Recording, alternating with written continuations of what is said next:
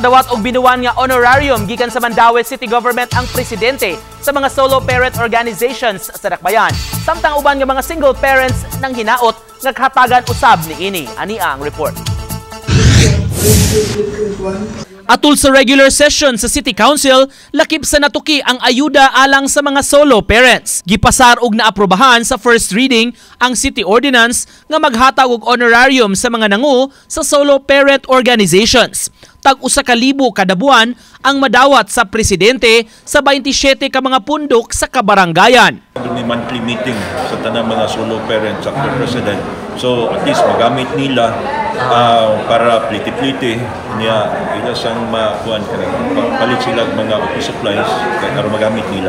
Ilang allowance niya. Usa kanila si Marilyn Estomago, single mother nga dunay 13 anyos nga anak. Ako kibaw ingon man sila na pero wala pa kuno na maabot. Ako maabot ang ganang kuan nay ayuda ba? Mapil lang itong solo parent lagi untana. Pasabot ni Konsehal Jimmy Lumapas, dunay national law nga naglatid sa abag ngadto sa sektor sa mga solo parents. Nico Sereno, GMA Regional TV Live.